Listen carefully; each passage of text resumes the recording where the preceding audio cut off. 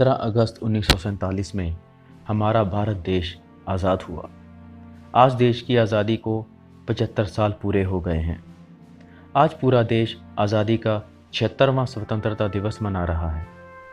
जिस आज़ादी को हम खुशी से मनाते हैं, उस आज़ादी की बड़ी कीमत हमारे देश के क्रांतिकारियों और वीरांगनाओं को अपनी जान देकर चुकानी पड़ी थी। देश तो आज़ाद हो गया, साथ ही देश के कुछ हिस्से अलग होकर पाकिस्तान नाम का नया देश बन गए, जिसके कारण 10 लाख से 20 लाख लोग मारे गए, जबकि 75,000 से 1 लाख महिलाओं का बलात्कार या हत्या के लिए अपहरण हुआ था। भारत विभाजन के दौरान बंगाल, सिंध, पंजाब, बलूचिस्तान में दंगे भड़क उठे। हम बारी बारी से विभाजन पर आधारित वीडियो बनाकर आपको बताएंगे कि विभाजन के दौरान पंजाब, सिंध, बंगाल और दूसरी जगहों में किस तरह की घटनाएं घटी। यदि आपने हमारा चैनल अभी तक सब्सक्राइब नहीं किया है तो उसे सब्सक्राइब करके बेल आइकन का बटन प्रेस कर लीजिए। 16 अगस्त 1946 से प्रारंभ होकर लगभग 15 महीने तक भारत के एक छोर से दूसरे छोर तक दंगे भड़कते रहे। इतने बड़े पैमाने पर धर्म के नाम पर की जाने वाली हत्याओं से इतिहास भी पूर्व में अपरिचित था। मनुष्य के अंदर की घृणा और बर्बरतापूर्ण आवेगों को इस स्तर तक नीचे लाया गया कि मजहब ने भयानक दानवी रूप धारण कर महानगरों, नगरों और देहातों में अपने तांडव से 5 लाख निर्दोष लोगों की जानें ले ली। हजारों वृद्ध महिलाएं, असहाय बच्चे क्रूरतापूर्वक मार डाले गए। औरतों का अपहरण और बलात्कार मजहब के नाम पर किया जाने लगा। हिंदू, सिख या मुसलमान होना मृत्युदंड का अपराध बन गया। निरंतर बढ़ते कोलाहल के साथ पूरे देश में पागलपन छा गया। एक सिख या हिंदू को अपने और पूर्वजों के सदियों के निवास स्थल पर अपना चेहरा दिखाने का साहस नहीं रह गया था। बात करें उन स्थानों की जहां यह दंगे हुए तो उनमें से एक स्थान था अमृतसर। अमृतसर में भी दंगा लगभग एक ही साथ शुरू हुआ।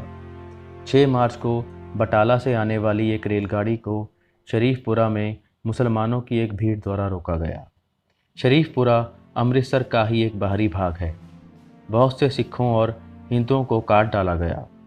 जब ट्रेन अमृतसर पहुंची तो डिब्बों में खून का तालाब बना हुआ था।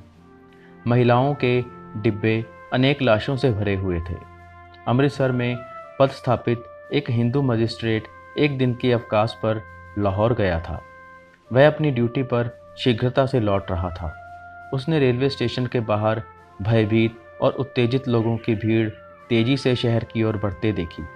वे चिल्ला रहे थे कि गोलीबारी शुरू हो गई है।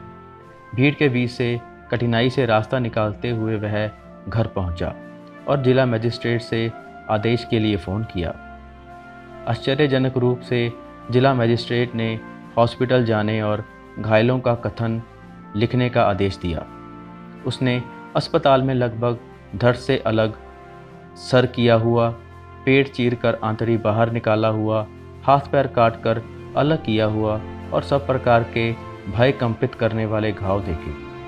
अधिकतर मरीज शायद ही बोल पाते थे और उन्होंने जो कुछ भी कहा था वह यह था कि शहर में बढ़ते विध्वंस में ठहराव नहीं था। 7 मार्च की सूचना के अनुसार अमृतसर वास्तव में नर्क बन चुका था। शहर के विभिन्न हिस्सों में आग लगी हुई थी। हॉल, बाजार, कटरा जैमल सिंह और आसपास के क्षेत्रों के हिंदुओं और सिखों की दुकानों को या तो नष्ट कर दिया गया था या पूरी तरह बर्बाद कर दिया गया था।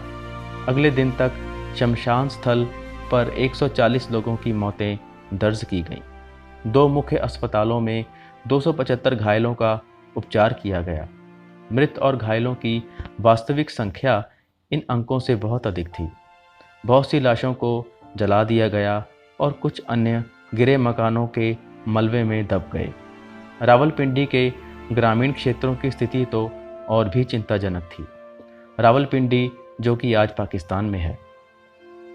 6 मार्च 1947 को गांव के मस्जिदों में सभाएं हुई, जिनमें मुसलमानों को कहा गया कि हिंदुओं और सिखों द्वारा रावलपिंडी का जुमा मस्जिद धराशायी कर दिया गया है और मुसलमानों की लाशों को शहर की सड़कों पर जला दिया गया है। मुसलमानों को बदला लेने के लिए ललकारा गया। रावलपिंडी जिले की ग्रामीण जनसंख्या में पेंशनधारी मुसलमान सैन्य कर्मियों का एक बड़ा अनुपात था, जिनके पास आग्नेयास्त्र एवं अन्य हथियार थे। इन लोगों को इस प्रकार उत्तेजित किया गया कि ये सब हिंदुओं और सिखों के विरुद्ध खड़े हुए और एक के बाद एक गांवों पर आक्रमण शुरू कर दिया। उनकी कार्यप्रणाली निश्चित रूप से सब जगह एक समान थी। सभी प्रकार के हथियारों से सुसज्जित होकर नारे लगाते और ढोल पीटते हुए किसी चुने हुए गांव को पहुंचते और उसे चारों ओर से घेर लेते थे। पूरे गांव को आतंकित करने के लिए वे पहुंचते ही कुछ लोगों की धड़ाधड़ हत्याएं कर देते थे, बाकी को इस्लाम स्वीकार करने को कहते थे। यदि वे इनकार करते थे तब अत्यंत निर्दयता से हिंदुओं और सिखों के जीवन और संपत्ति पर प्रहार किया जाता था। उत्तेजित समूह के कुछ सदस्य उनकी दुकानों और घरों को लूटना और आग लगाना शुरू कर देते थे। कुछ लड़कियों को ढूंढकर उठा ले जाते थे। युवतियों को अपमानित कर उनका खुले में बलात्कार किया जाता था, जबकि उनके चारों ओर गुंडे चिल्लाते हुए, लूटपाट करते हुए और घरों में आग लगाते हुए तेजी से बढ़ते जाते थे। अधिकतर हिंदू और सिख अपने घरों को छोड़कर गुरुद्वारे में या ऐसे घरों में आश्रय लेते थे जहां कुछ सुरक्षा और बचाव के उपाय हो सकते थे। वहां पुरुष, महिलाएं और बच्चे धक्कम धुक्की में पड़े हुए बाहर हत्या होते लोगों की चित्कारपूर्ण आवाज़ें सुनते और अपने जलते घरों से उठते धुओं को देखते और अपने अंत की प्रतीक्षा करते थे। कुछ महिलाएं आत्महत्या कर लेती थीं या अपने संबंधियों के हाथों से मृत्यु का आलिंगन करती थीं। कुछ स्त्रियां चिल्लाती हुई कुओं में छलांग लगा देती थीं या आग में कूदकर जीवित जल मरती थीं। पुरुष हताश भाव से बाहर निकलते और एक झटके में अत्याचारियों द्वारा मृत्यु का ग्रास बना दिए जाते थे। इस तरीके की तमाम घटनाएं उस दौरान भारत विभाजन के दौरान घटी थी, जिनकी चर्चा हम आगे की वीडियो में करेंगे। आपसे विनती है कि इस वीडियो को ज़्यादा से ज़्यादा लोगों तक शेयर करें, जिससे ज़्यादा से ज़्यादा जानकारी भारतवासी उस दौर के लोगों की पीड़ा जान सकें। आखिर विभाजन के दौरान उस समय के लोगों के साथ क्या क्या हुआ था और क्या क्या उनको सहन करना पड़ा था। तब तक के लिए जय हिंद।